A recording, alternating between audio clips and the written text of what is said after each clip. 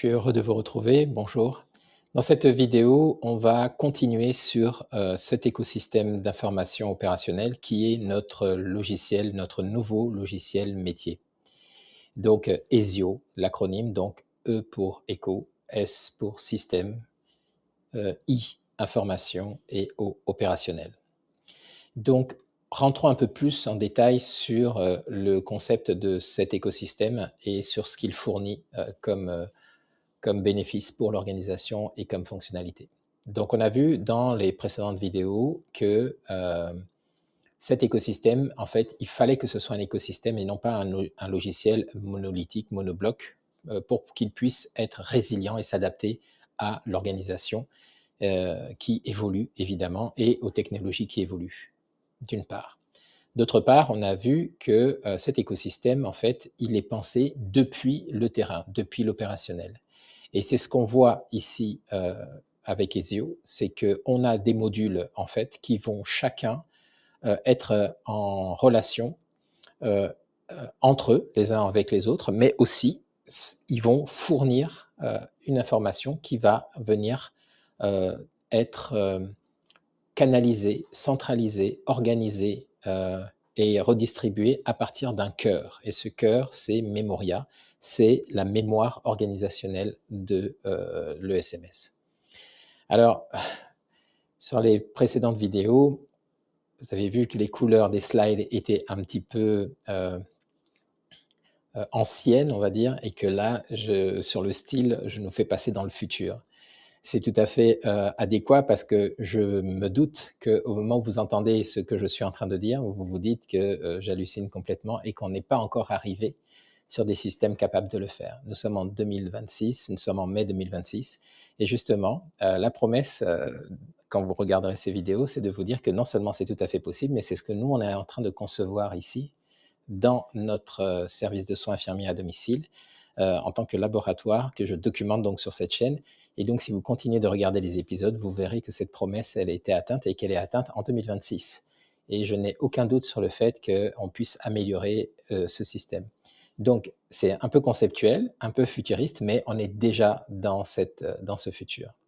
Et pour moi, il faut que, en tant que responsable ou directeur de structure médico-sociale, vous puissiez avoir un discours qui vient du terrain, puisque moi je suis DSI, je suis dans les murs, que ça fait 23 ans que je suis sur ce secteur médico-social et que je pense à la conception de systèmes d'information et que j'attendais l'opportunité, le moment de pouvoir réaliser ce genre de choses. Et là, on y est, c'est tout à fait possible et c'est ce qu'on va réaliser.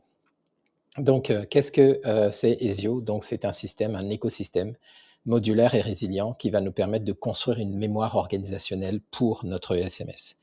Et on a vu que c'était très important parce que ça va venir créer un vrai, entre guillemets, logiciel terrain, logiciel métier, c'est-à-dire un outil, un système numérique qui enfin va aider les équipes, les professionnels sur le terrain à améliorer la qualité de soins qu'ils prodiguent, mais surtout améliorer leurs pratiques, leurs tâches quotidiennes et surtout les recentrer sur leur cœur de métier. Ce sont ces différents axes, ces trois piliers qui sont derrière le bénéfice que l'on attend de ce système. Donc, du coup, rentrons dans les détails pour les différents modules ici de ESIO. Donc, Oralia, Voxia, Secretariat, Memoria, Projectoria, SICD et NetExplorer. Donc, commençons par le commencement. Quelles sont les différentes couches de ESIO? ESIO, ça va être 4 couches. Ces 4 couches sont 4 gros blocs fonctionnels que l'écosystème va devoir fournir. Ce sont les bénéfices qu'on attend. Premièrement, la couche 1, qui est 2 modules, Oralia et Voxia, qui va venir capter de l'information, collecter toute cette information exhaustive dont on a vu qu'elle était très riche sur le terrain quand les équipes sont au contact des usagers et qui ne collectent pas que de la donnée clinique ou que des chiffres dans leurs appareils, ils collectent tout un ensemble de données et cette information, on veut que le système ESIO soit capable de capter, de collecter cette information. Donc ça, c'est la couche captation, la couche 1. La deuxième couche, c'est la couche formalisation.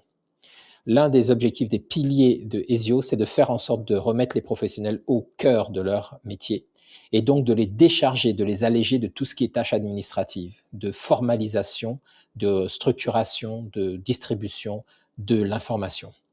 Donc, on a une deuxième couche qui va venir prendre toute cette information qualitative qui remonte dans le système et qui va générer les fameux comptes rendus institutionnels qui sont absolument indispensables si on veut garder une trace de ce qui a été fait et si on veut pouvoir, dans le temps, capitaliser sur cette tâche, sur cette trace, pardon. Et donc, ça, c'est la couche 2, formalisation, secrétariat qui fait ça. La couche 3, c'est la mémoire. On veut que le système soit doté d'une mémoire. On veut que toute cette information qui rentre en vrac dans le système, elle soit stockée, enregistrée, pérennisée, sécurisée. Évidemment, on parle ici de données confidentielles, de données sensibles et de données de santé. Donc, en fait, il faut qu'on ait une vraie garantie pour faire en sorte que cette information elle soit conforme au cadre réglementaire. Et donc, la mémoire ici va devoir se plier à ça. Et on a donc deux modules qui vont opérer cette mémoire, NetExplorer d'un côté et Memoria de l'autre. Et enfin, la quatrième couche, c'est le pilotage.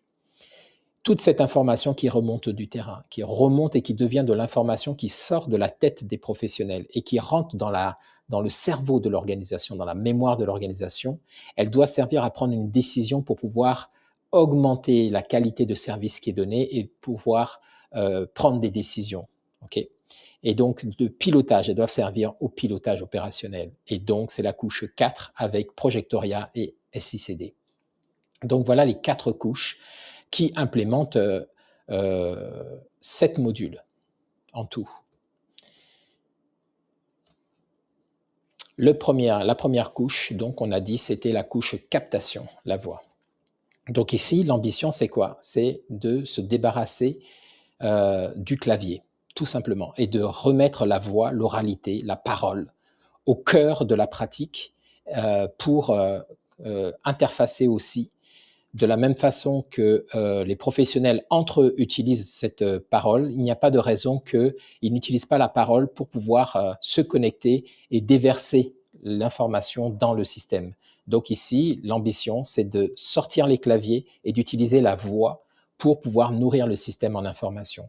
C'est déjà la pratique sur le terrain, dans le secteur médico-social, c'est déjà ce qui se fait, et donc traditionnellement. Et ça a toujours été une friction, et ça sera toujours une friction si on est obligé de passer par la formalisation écrite, que ce soit pour les encadrants, les cadres, ou que ce soit pour les opérationnels sur le terrain. Passer de l'oralité à l'écrit est toujours une friction de trop. Et donc, l'objectif ici, c'est de faire en sorte que la captation réponde au défi numéro 2 de l'exhaustivité. C'est-à-dire, on parle 3 fois plus vite qu'on écrit en moyenne, même quand on écrit très bien. Et on est obligé quand on doit écrire, on est obligé de changer de mode de cognition pour passer dans la formalisation, et donc dans la réflexion pour pouvoir structurer, organiser sa pensée, pour pouvoir écrire cette pensée, choisir les mots. Tout ça, ça met de la friction, ça rajoute de la tâche administrative, ça rajoute de la difficulté pour les équipes opérationnelles qui vont prendre du temps, donc c'est chronophage, vont prendre de l'énergie, c'est énergivore, et vont surtout prendre ça sur leur temps métier. Ils vont devoir arbitrer en fait entre je laisse beaucoup de traces ou je fais plus d'accompagnement de soins. Et cet arbitrage-là, il ne faut pas qu'ils aient à le faire. Il faut que le système propose un bénéfice, c'est qu'ils puissent passer plus de temps dans leur cœur de métier et que la charge de délivrer de l'information soit quelque chose de facile, sans friction et simple pour tout le monde. Et qu'il n'y ait pas des gens qui soient plus à l'aise avec le clavier qui vont en mettre plus et ceux qui sont moins à l'aise qui vont en mettre moins. On veut aussi enlever l'ambiguïté. On veut passer d'un système où on fait le minimum à un système où on donne plus d'informations. Donc pour ça, il faut fournir une interface qui soit une interface naturelle. Et quoi de mieux, de plus naturel que la voix pour pouvoir transmettre de l'information? Tout le monde sait parler. Tout le monde sait exprimer à peu près ce qu'il a en tête. Tout le monde sait transmettre de l'information par la voix. et on met comme ça sur le même pied d'égalité tous les professionnels, quelle que soit leur appétence pour l'outil numérique. Il n'y a aucun problème, tout le monde sait parler et tout le monde peut parler pour transmettre l'information. Donc, c'est ici que apparaît cette couche 1, la voix à la place du clavier. Alors, 2 modules vont permettre d'implémenter ça. C'est 2 modules parce qu'il y a 2 temps que nous, on a identifié où les professionnels vont avoir besoin de fournir de l'information. Le premier temps, c'est quand ils sont sur le terrain, au contact des usagers, après chacune des visites. Les aides-soignantes, les infirmières, les médecins vont devoir livrer la quantité d'informations qu'ils ont collectées à la suite de leur visite auprès de l'usager. Et pour faire ça, ils vont avoir un système qui est Auralia. Auralia, c'est le système qui, sur le terrain, leur permet de pouvoir déverser avec la voix, de faire rentrer l'information qu'ils ont constatée sur le terrain, de le faire rentrer dans le système.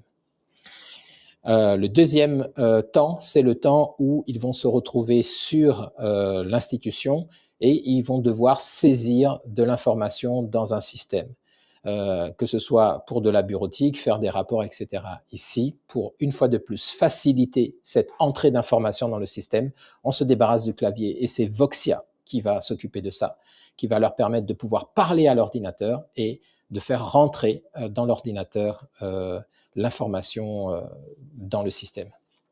Donc, ça répond, cette première couche, aux défis 2 et 4, à savoir l'exhaustivité et l'accessibilité terrain. Donc, Auralia pour l'accessibilité terrain et l'exhaustivité, et Voxia également, alors plus pour l'exhaustivité. Donc, c'est la première couche, captation. La deuxième couche qui vient et qui est collée à la captation, c'est la formalisation, la couche 2. Une fois que les professionnels ou les acteurs ont fourni l'information, une fois qu'ils ont parlé, grosso modo, qu'est-ce qui se passe? En fait, en règle générale, dans l'institution, on leur demande de faire des comptes rendus, on leur demande de prendre cette information et de la formaliser par écrit.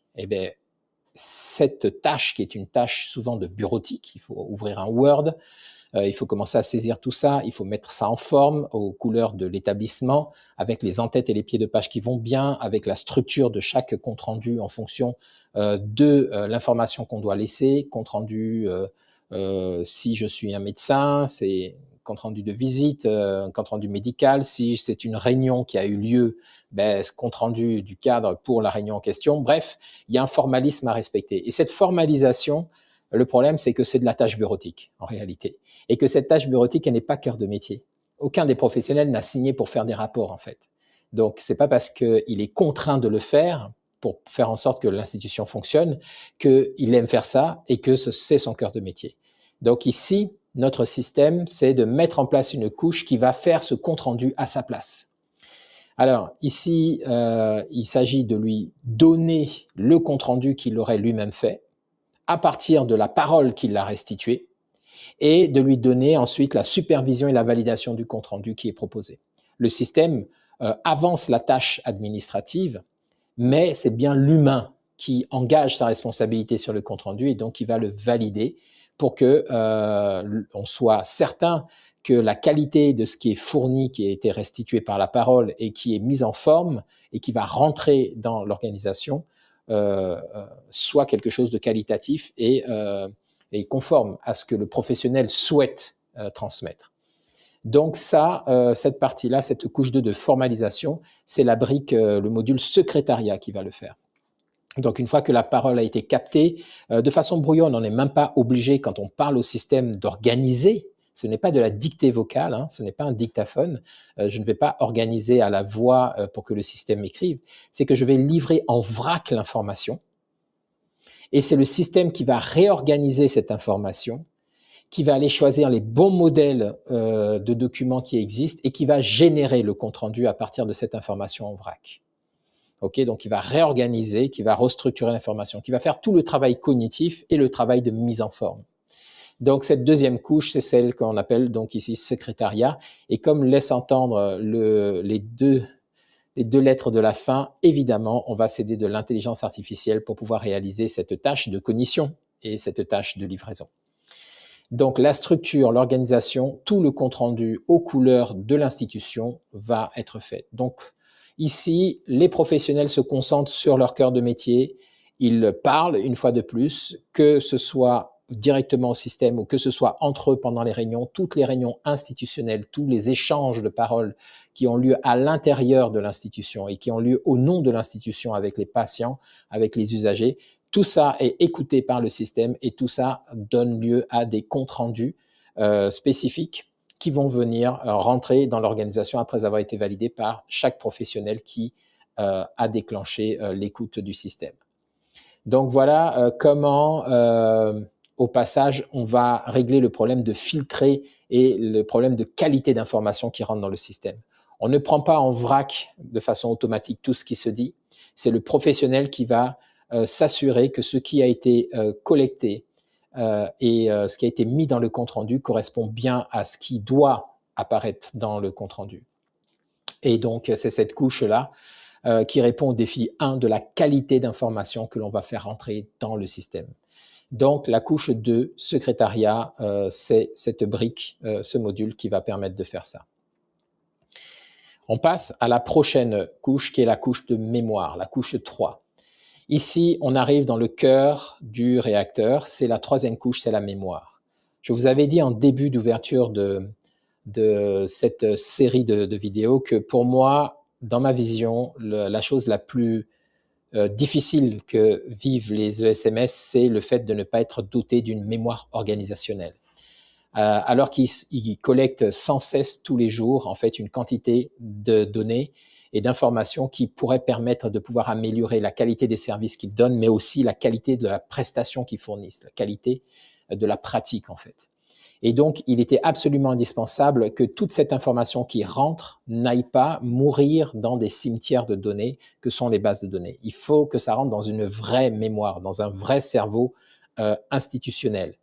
Et une mémoire, pour moi, c'est quoi? C'est à la fois du stockage, mais du stockage et de l'intelligence, c'est-à-dire la capacité de pouvoir déposer de l'information, la capacité de sortir cette information de façon qualitative.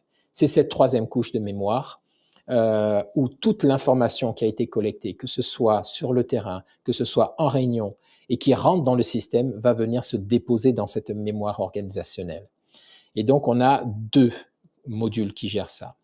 On a un module qui enregistre toute la mémoire sous forme de fichier, donc qui est ce que vous devez connaître vous aussi, une gestion électronique documentaire, une GED, donc qui va capitaliser sur la forme de l'information sous sa forme fichier, donc il va stocker ça dans des bonnes armoires d'une GED, mais on a aussi toute la réflexion, le contenu qu'il y a dans ces fichiers qui va aller rentrer dans une vraie mémoire. Alors, je sais que c'est compliqué à vous expliquer là, tant que je n'en ai pas fait la démonstration encore, mais notez-le vous juste en mémoire, vous verrez concrètement à quoi ça ressemble plus tard, mais imaginez que c'est une forme comme si on avait un vrai cerveau à l'intérieur de l'organisation, qui soit capable de comprendre, non pas simplement de stocker des fichiers, mais qui soit capable de lire les fichiers qu'on stocke et de les rentrer dans une vraie mémoire. Une mémoire, c'est-à-dire similaire à la nôtre, où on peut interroger ensuite cette mémoire pour qu'elle nous restitue des informations, non pas simplement l'extrait d'un fichier, mais le sens, la sémantique, le sens qu'il y a dans le fichier. Donc c'est pour ça qu'on a deux modules de mémoire. Memoria pour le cerveau, en fait, qui va réaliser cet enregistrement sémantique, et puis la GED qui va enregistrer cet enregistrement numérique des fichiers, en fait. Donc, on a la ressource, en fait, sous forme de fichier, mais on a la sémantique, le sens sous forme de mémoire, dans une base de données vectorielle, en fait. Donc, cette couche, elle a deux briques. NetExplorer pour le stockage documentaire, la gestion électronique de documents, hébergé dans un environnement évidemment conforme aux exigences de données de santé, et Memoria, qui est une mémoire interrogeable en langage naturel, tout simplement. C'est elle qui va permettre de stocker en vrac, sans organisation préalable, et de retrouver toute l'information par le sens, et non pas par des colonnes. Donne-moi le nom de ceci, cela. Non, non, toute l'information livrée en vrac. Donc la couche mémoire répond au défi 3, le stockage en vrac et la récupération maligne intelligente de la donnée. Juste la bonne donnée, pas trop peu et pas trop de données, juste la bonne donnée. Donc, c'est cette mémoire qui va permettre, par exemple, à notre aide-soignante de demander comment va Madame Martin depuis ces 2 dernières semaines. Et le système va être capable de lui restituer ça en lui demandant, tu veux savoir en fait comment elle va d'un point de vue mental, c'est-à-dire comment elle va psychologiquement, tu veux savoir comment elle va par rapport à sa nutrition, et puis engager une conversation avec le professionnel pour qu'il précise sa question, pour lui donner exactement la bonne réponse et sur la durée qu'il souhaite, et non pas lui fournir des fichiers à lire, tout simplement. Voilà, donc ça c'est la couche mémoire. C'est vrai que c'est un peu conceptuel ici parce que ça n'existe pas encore dans les systèmes qui sont déployés aujourd'hui, mais c'est justement ce qu'on est en train de construire ici. Et puis ensuite, la prochaine couche, c'est la couche pilotage. À quoi ça sert d'avoir toute cette information, d'avoir cette réflexion si on ne peut pas prendre de décision d'action par rapport à ça? Évidemment, c'est à ce moment-là qu'on va pouvoir capitaliser sur cette information et qu'on va pouvoir organiser son service, organiser sa qualité, sa prestation, organiser, réfléchir à sa pratique. C'est le pilotage. Donc, enfin, la dernière couche, c'est l'usage que va faire la direction, l'encadrement de toute cette mémoire collective. La brique principale ici, c'est le SICD, pour système d'information, de clarté et de décision. Pour l'instant, on ne lui a pas trouvé un joli nom poétique comme les autres parce que le sigle dit exactement ce que c'est. C'est un système qui est capable de permettre à la direction et aux encadrants de pouvoir piloter l'organisation, piloter le SMS avec de la clarté, avec de l'aide à la décision et avec une vue en temps réel de tous les projets qui sont développés et qui sont déployés dans l'institution, et qui permet aussi, par la couche Projectoria, le module Projectoria, de transmettre la ressource vers les personnes, les acteurs sur le terrain, et de faire remonter l'information du terrain également par rapport à la façon dont la pratique évolue, par rapport à la façon dont il y a les points de blocage qui peuvent apparaître ou les ressources qui sont utiles simplement aux gens pour travailler. C'est cette courroie de transmission en fait entre la direction des services et l'opérationnel. Et donc, il y a un logiciel interne, Projectoria, qui va permettre de faire cette transmission du haut vers le bas, du pilotage vers le terrain et du terrain vers le pilotage. Donc, 2 modules, le système d'aide à la décision pour la direction et le module de fournir les ressources au terrain depuis le pilotage vers le terrain et de faire remonter les retours terrain, l'expérience terrain par les professionnels vers la tête de pilotage en dehors des réunions cycliques pour essayer de garder en fait une continuité, un flux continu de cette information descendante et ascendante. Donc ici, la couche pilotage répond au défi 5, la distribution exacte, la bonne information au bon moment à la bonne personne. Donc en fait, ce qu'il faut comprendre ici, c'est qu'en synthèse, en fait, chaque défi que l'on a mis au début, quand on a pensé à la conception du système, ces 5 grands défis qui ont été énoncés, ce sont ces 5 grands défis qui sont adressés par rapport avec ce système. Donc, qualité de l'information qui remonte et exhaustivité. Ensuite, le fait qu'on peut stocker en vrac dans le système et puis retrouver exactement l'information dont on a besoin en étant sur le terrain, en étant n'importe où. Donc, quatrièmement, l'accessibilité terrain. Et enfin, cinquièmement, le fait d'avoir une information qui est très qualitative par rapport à ce qu'on demande au système plutôt que de devoir aller lire et trier et faire un effort pour pouvoir sortir de l'information. Donc voilà, voilà ce qu'est Ezio. Alors, on est rentré un peu plus dans le détail des modules. Je vais vous montrer l'architecture telle qu'elle apparaît aujourd'hui concrètement, comment elle est implémentée pour rentrer un peu plus dans ces différents blocs.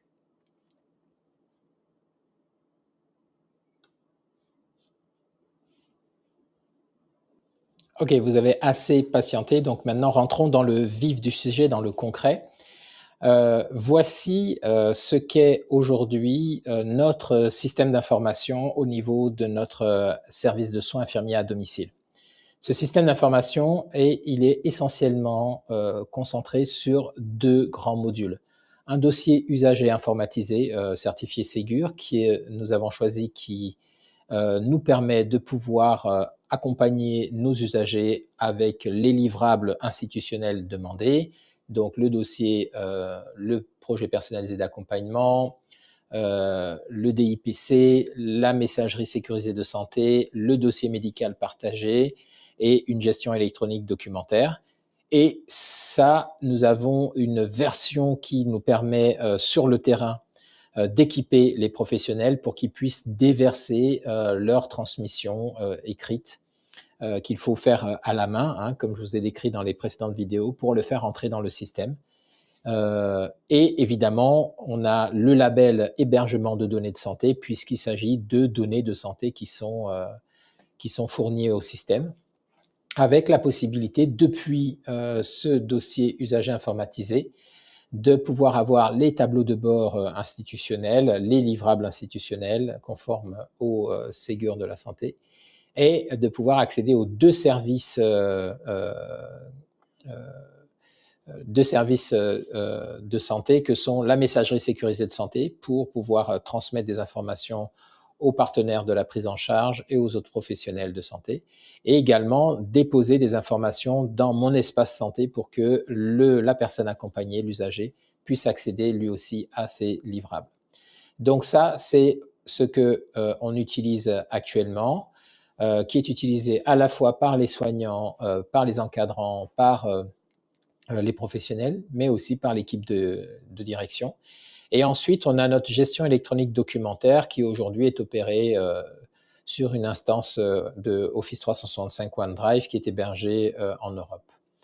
Voilà d'où on part au moment où on a eu notre réflexion sur le dossier usager informatisé, sur l'intégration de ce DUI, mais également sur cette réflexion qu'on a menée en parallèle pour se doter d'un vrai logiciel métier.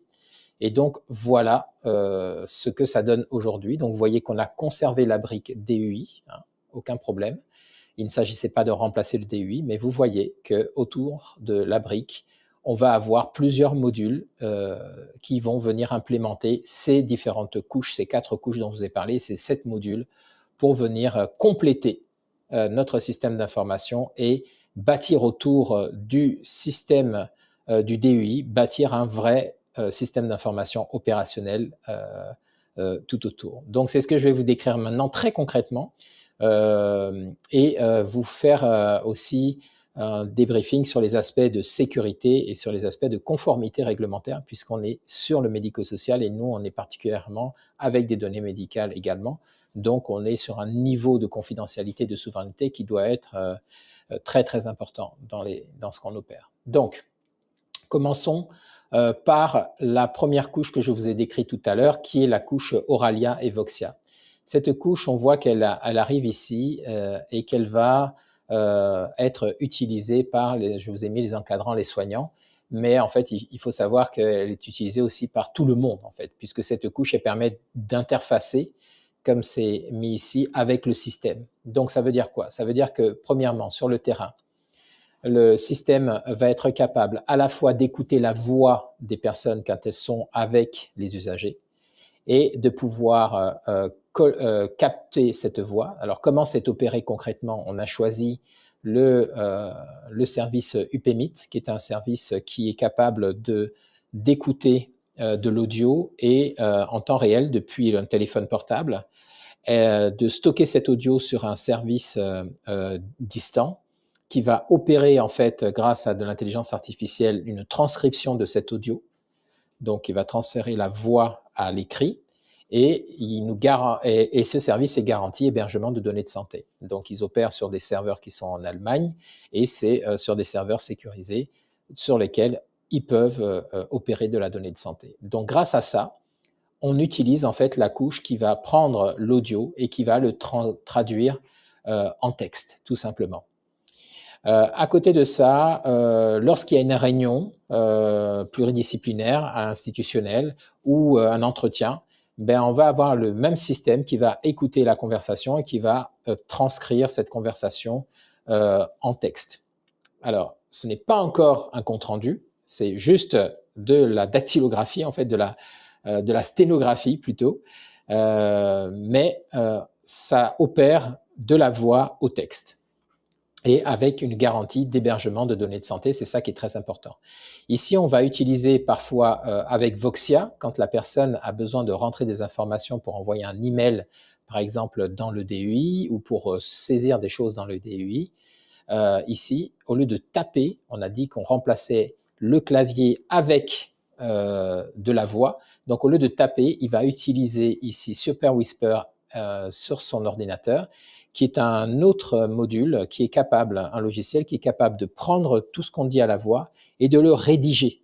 Et ce n'est pas de la dictée vocale, une fois de plus, c'est réellement de remettre en forme, de réorganiser le texte, de retirer ce qui n'est pas utile pour, par exemple, tous les mots d'hésitation, de liaison, etc., de mettre les bonnes ponctuations et de formaliser le texte. Donc, on fait un effort pour dire ce qu'on veut et le système fait tout le reste pour formaliser et transmettre ça à l'écrit. Et là aussi, c'est hébergement de données de santé parce qu'au lieu de s'appuyer sur une version distante cloud, on fait opérer le système avec une IA qui est locale sur l'ordinateur. Donc, en fait, le traitement ne se fait pas hors de nos locaux, hors de nos murs, hors de l'ordinateur sur lequel est installé le système. Donc, il n'y a pas de fuite de données. Le traitement se fait en local. Donc, on remplace ici la saisie par de la voix, donc le clavier par de la voix. Évidemment, on a encore des claviers devant les ordinateurs, mais l'idée ici, c'est de pousser cet usage pour que, en fait, parce que tout simplement plus simple, plus pratique et sans friction. Donc, on va pouvoir comme ça envoyer des emails en parlant, on va pouvoir comme ça remplir son DUI en parlant, remplir la bureautique également en parlant. Je suis sous Word, au lieu de saisir un document ou un rapport, je vais juste parler et le rapport va être généré. Bien, donc ça c'est pour la couche ici, la couche 1, hein, de transférer la voix à l'écrit. Mais que devient cette voix une fois qu'elle est écrite? Soit elle rentre dans le dossier, le DUI, on a vu, hein, soit elle vient ici dans notre GED, notre cloud. C'est une GED hébergement de données de santé. Et donc, cette GED, elle a la particularité qu'on peut y stocker, ce n'est plus Office 365 ni OneDrive, c'est une GED qui va remplacer et qui remplace Office 365, mais qui est compatible. C'est-à-dire que tous les fichiers qui sont déposés dans cette GED, si on double-clique dessus, on va pouvoir les modifier, que ce soit des documents Word, Excel, peu importe. Et c'est un hébergement de données de santé. Donc, on a pris là aussi la sécurité, la conformité réglementaire qui est imposée. Donc, soit directement pour faire des rapports, on va saisir ces fichiers. Dans ce cas-là, ça vient dans cette GED.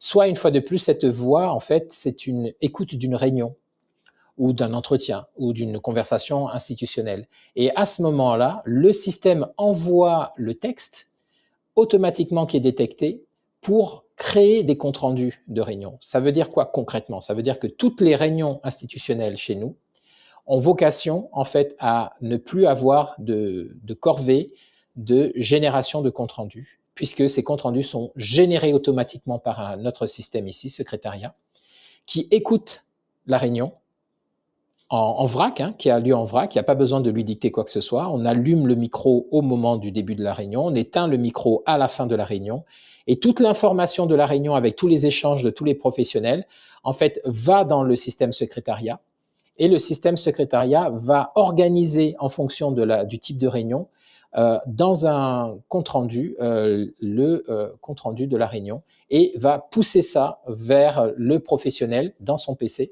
pour que le responsable de la réunion puisse valider le compte-rendu et le faire entrer dans notre organisation, dans notre GED. Dès lors qu'il valide le compte-rendu de réunion, vous voyez que ça remonte où? Ça remonte dans le module de mémoire de l'organisation. Et ça se stocke également dans le module de fichier, de la mémoire fichier de l'organisation. C'est les deux lignes que vous voyez partir ici. Donc voilà comment ça s'opère. Actuellement, c'est ce qu'on est en train de développer au sein de la structure.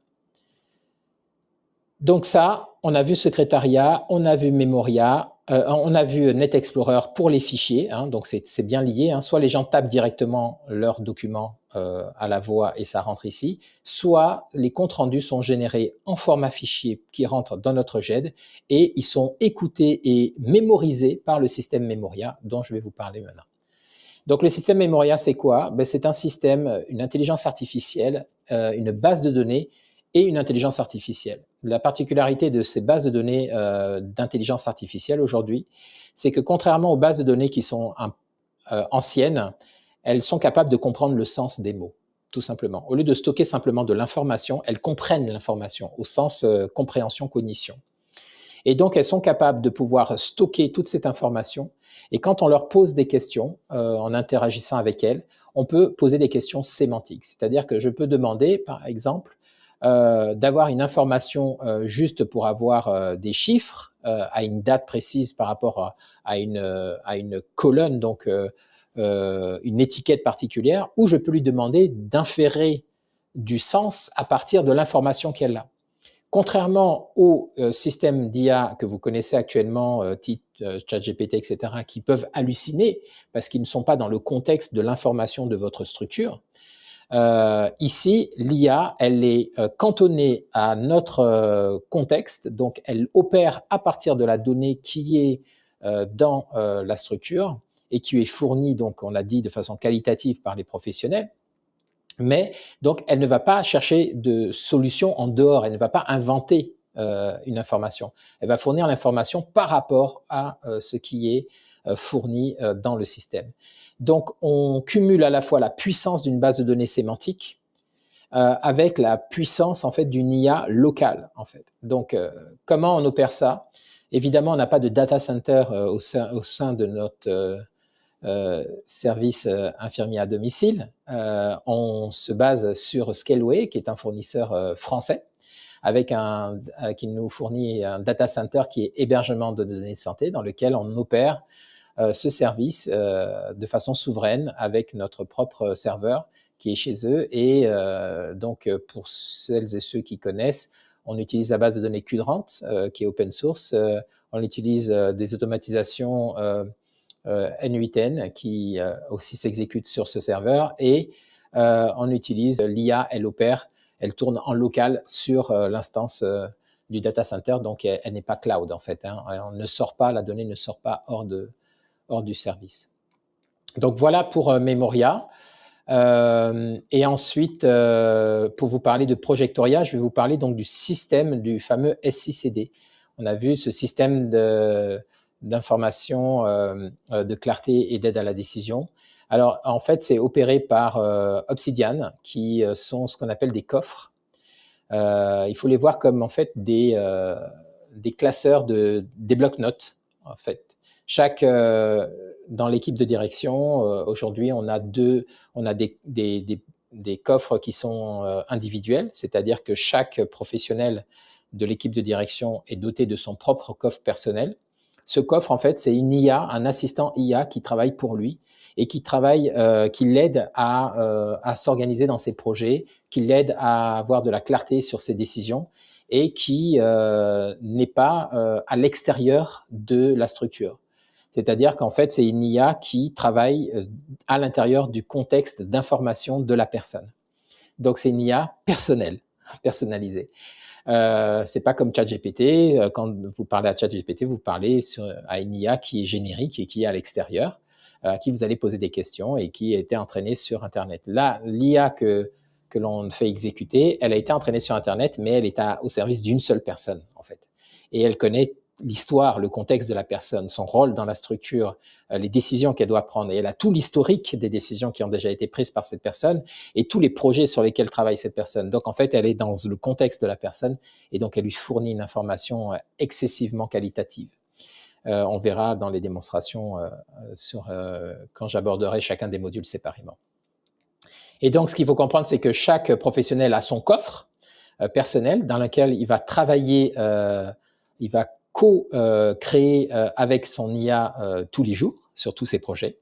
Donc, c'est un vecteur d'accélération, de prise de décision, de clarté absolument je ne saurais pas comment vous décrire ça sans sortir de superlatifs, mais je mettrai les témoignages des gens qui utilisent ça chez nous pour que vous puissiez avoir leur propre voix, sinon évidemment la mienne est biaisée. Mais moi je l'utilise déjà depuis plusieurs mois, je suis surpris tous les jours de la pertinence et de l'usage professionnel, parce que évidemment on est en mai 2026, il y a toute cette hype d'intelligence artificielle, etc. Mais réellement, pour son travail quotidien, les gens l'utilisent encore beaucoup pour essentiellement aller chercher de l'information. Et, et du coup, c'est pertinent, certes, mais ça ne donne pas la vraie puissance d'avoir un assistant IA qui vous aide et qui soit une sorte de clone de vous-même et qui connaisse tous vos projets. Et ça, c'est ce qu'on a développé ici sur le service. Donc, chaque membre de l'équipe de direction à son IA, avec qui elle va parler de façon fluide grâce à la parole, une fois de plus. Hein, on enlève le clavier. Pour communiquer avec l'IA, on utilise la parole. Et puis, une fois que les projets, les livrables sont fournis par chaque membre de l'équipe de direction, ça va se déverser dans un coffre organisationnel. Donc, ici, c'est une sorte de dossier commun dans lequel chaque personne va venir nourrir avec ces différents livrages. Donc, un exemple simple, quand je travaille sur des projets au sein de la direction des systèmes d'information et que je veux présenter ça au conseil d'administration ou à l'équipe de direction, ben en fait, une fois que j'ai terminé avec le projet, je vais demander à mon IA d'aller glisser les livrables directement dans ce coffre organisationnel qui, là, a une vision institutionnelle, en fait, alors que là, c'est une vision personnelle et liée à ma fonction. Donc, ça se dépose ici. Ces coffres, évidemment, ils sont dans nos ordinateurs, mais ils sont sauvegardés également en cas de panne sur les ordinateurs pour ne pas qu'on perde ces précieuses informations et ces livrables. Donc, c'est sauvegardé sur un serveur allemand. Donc là, on respecte tout ce qui est RGPD. Et dans ces coffres, il n'y a pas de données de santé. Il y a des données qui sont des données d'ordre institutionnel sur le pilotage, sur l'organisation, sur la prise de décision, mais il n'y a pas de données de santé. Donc, on n'a pas jugé utile de prendre en plus un serveur d'hébergement de données de santé. Par contre, on est en Allemagne, on est sur le territoire européen, on opère sous la contrainte du RGPD, sous le cadre du RGPD. Et c'est pour ça que vous ne voyez pas ici hébergement de données de santé, parce que cette donnée, c'est de la donnée de pilotage institutionnel, il n'y a pas de données sensibles dessus. Il y a des données stratégiques, certes, mais pas de données sensibles. Donc, du coup, une fois que la direction a fait sa décision, produit ses projets, en fait, et livre les projets dans un logiciel interne qui opère au niveau de Data Center Scaleway, hein, qui est notre logiciel interne, qui nous fait la courroie de transmission vers les équipes. C'est-à-dire que tous les projets institutionnels qui sont développés par la direction sont poussés vers les professionnels en leur fournissant toutes les ressources qui vont être utiles à mener leurs tâches et leurs activités au nom de l'institution, tout simplement. Donc, on va trouver dedans toutes les procédures, toutes les tâches, les agendas, les ressources. On va trouver des tableaux de bord. Chaque acteur qui doit travailler a son espace de clarté personnel avec son tableau de bord, avec les différentes ressources qui sont mises à sa disposition. Si on recrute, par exemple, une nouvelle infirmière, ben, elle va trouver dans cet espace, son espace personnel sur Projectoria, elle va trouver toutes les fiches qui correspond à toutes les procédures qui sont utilisées, tous les protocoles qui sont utilisés auprès des patients, auprès des usagers. Donc, c'est un gain de temps parce que ça évite d'avoir à mobiliser d'autres personnes pour la former. Ça vient lui donner l'information quand elle en a besoin, où elle en a besoin. Et comme vous n'avez pas manqué de remarquer, on a une interaction entre cette brique qui présente cette information pour les acteurs sur le terrain avec la brique de mémoire et d'intelligence de l'organisation qui vient nourrir en fait les questions que chaque utilisateur peut se poser. À l'intérieur de ce logiciel, ils vont pouvoir avoir une petite IA qui en fait n'est qu'une instance de notre IA interne qui va leur donner toutes les réponses aux questions qui se posent sur la façon de faire au nom de la structure, tout simplement. Donc voilà décrit Ezio de façon un peu plus concrète. Je ne peux pas rentrer plus dans le détail sans vous faire de démonstration, et c'est bien pour ça que après cette vision qui maintenant, j'espère, commence à prendre forme et à susciter, j'espère, de l'envie aussi pour vous, Je vais maintenant pouvoir passer module par module et vous montrer dans les prochaines vidéos exactement comment ça opère avec des démonstrations et avec aussi des retours terrain. Le but étant de vous décrire sans tricher en fait les difficultés qu'on a rencontrées pour implémenter ça, parce qu'au moment où je vous parle, c'est sur le papier, on a des prototypes qui tournent, on a des essais qui sont en cours, mais on est loin d'avoir tout bouclé, pour tout vous dire.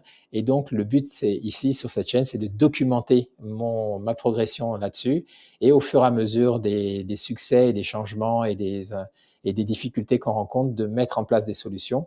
Une des ambitions de la chaîne, c'est de drainer autour de nous des gens qui sont intéressés par ça, pour qu'on réfléchisse ensemble, peut-être qu'on partage un peu cette intelligence collective sur ce projet, qui pour l'instant a bien commencé. Technologiquement, on voit où on sait ce qu'on peut faire, ce qu'on va faire. On a fini tout ce qui est la partie recherche et développement. Maintenant, on rentre dans l'implémentation. Et puis, il y a toute la conduite du changement pour nos équipes qui passent, rappelez-vous, d'un système qui est celui-ci à un système qui est celui-là. Donc, il va falloir accompagner les gens qui ne vont pas à la vitesse des intelligences artificielles. Et donc, il y a tout l'enjeu d'aider les acteurs terrain, puisque c'est le but de ça, pour que ça les aide dans leur pratique. Donc, voilà ce que je voulais vous dire dans cette vidéo. J'espère que ça a suscité votre intérêt et peut-être même votre enthousiasme. Nous, on est très enthousiastes sur ce projet et on espère le partager avec le plus de monde possible. Je vous dis à très bientôt dans une prochaine vidéo et merci de m'avoir suivi. Au revoir.